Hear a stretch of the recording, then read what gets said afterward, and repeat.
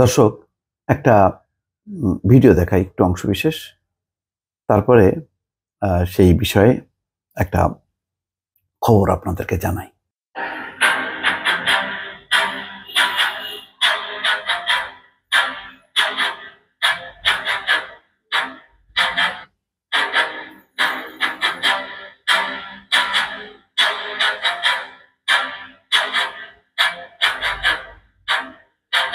জানি না দর্শক চিনতে পারছেন কিনা। এটা হচ্ছে বাংলাদেশের চলচ্চিত্রের একটা তৃতীয় শ্রেণীর নায়িকা ছিল। তার নাম হচ্ছে নিপুণ আক্তার।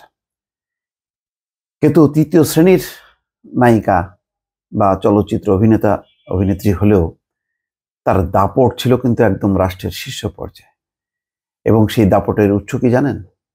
শেখ সেলিম, শেখ পরিবারের একজন কৃতি সন্তান, যার এক পা ইতিমধ্যে কবরে গেছে। এই সেলিমের হচ্ছে গার্লফ্রেন্ড হচ্ছে এই নিপুণ আক্তার। তো মানুষ এইগুলিকে হাইড করে রাখে। এই ধরনের লোকগুলিদের গার্লফ্রেন্ডের তো অভাব থাকে না, এদের বদমাইশির নানান খবর সামনে আনে না। কিন্তু শেখ সেলিম এগুলি তোয়াক্কা করতো না। তার ওই যে তার পয়সায় সম্ভবত একটা গুলশানে কোন একটা শোরুম উদ্বোধন সে নিজে উপস্থিত ছিল। এবং মোটামুটি চলচ্চিত্র অঙ্গনে সবাই জানে যে নিপুণ আক্তার হচ্ছে এই বুড়া সেলিমের হচ্ছে গার্লফ্রেন্ড। আচ্ছা যাক, সেটাও সমস্যা না। কিন্তু সে যেটা করছে দেখেন, এই চলচ্চিত্র শিল্পী সমিতির নির্বাচন, সেই নির্বাচনেও প্রভাব খাটাইছে। যে হারছে জায়েদ খান, এই আর একটা ফালতু গোছের একটা নায়ক আর কি। যাই হোক, সেটা আমার মন্তব্য করার কিছু নেই। কিন্তু নির্বাচন তো নির্বাচন, যে দাঁড়াবে তার তো প্রাপ্য সেই অধিকার নিশ্চিত করতে হবে। সেই জাহেদ খান দিচ্ছে নিপুণ আক্তারের বিরুদ্ধে, কিন্তু নিপুণ আক্তার শেখ সেলিমের মাধ্যমে প্রভাব খাটায় সেই নির্বাচনে জয়ী হয়।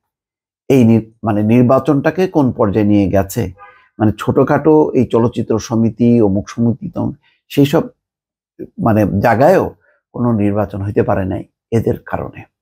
মানে মিনিমাম কোনো পেশায় বা কোনো জায়গায় কোনো গণতান্ত্রিক অধিকার, ভোটের অধিকার এরা একদম শেষ করে ফেলছে।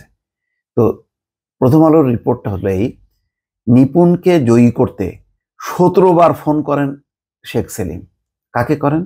ওই যে যারা নির্বাচন পরিচালনা কমিটি ছিল সেই কমিটিকে হুমকি দামকি।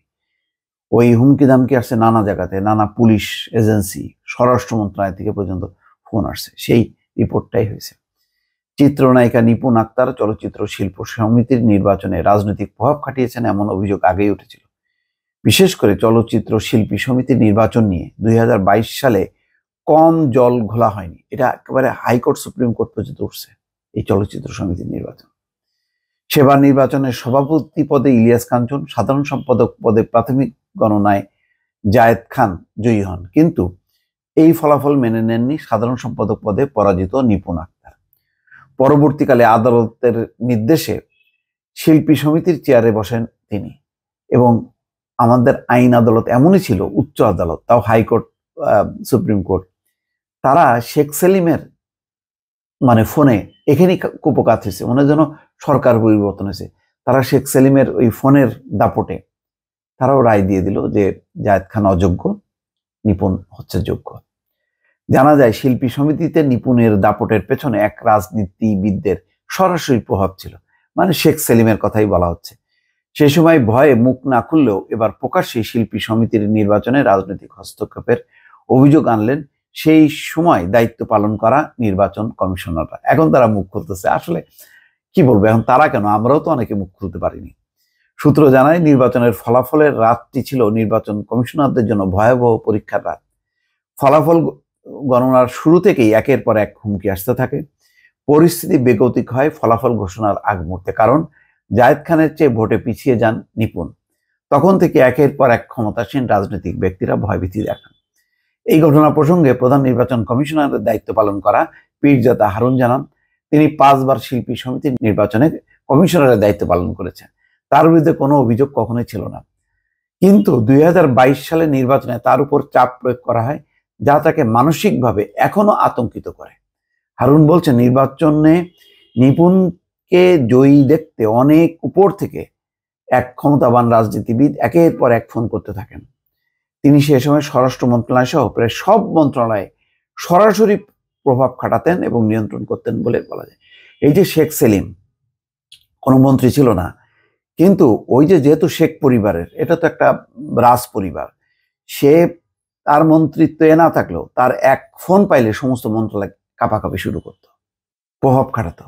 এবং নিপুণ আক্তার ওই আর এক তদবিরের বাক্স ছিল, সে ওই ক্ষমতার বলে বিভিন্ন জায়গায় সেও তদবির করতো এবং তার ভয়েও তটস্থ থাকতো। এই নিপুণের মতন একটা থার্ড ক্লাস একটা নায়িকা এখন কোথায় তারা দেখেন, খুঁজে পাবেন না এখন। তিনি নানাভাবে ম্যানেজ করার চেষ্টা করেন, কিন্তু আমি সরাসরি না বলে দেই, এর আগে আমি উপজেলা নির্বাহী অফিসার থাকাকালীন একবার উপজেলা নির্বাচনে ওই নেতার শ্যালকের জন্য আমাকে ম্যানেজ করার চেষ্টা করেছিলেন। সেই অভিজ্ঞতা থেকে তিনি জানতেন যে আমাকে কেনা যাবে না, এই জন্য আমি বারবার চাকরিতে বঞ্চিত হয়েছি।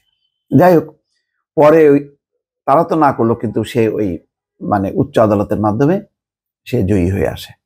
এই হচ্ছে আওয়ামী লীগের শাসন। দর্শক ভালো থাকবেন, আল্লাহ হাফেজ।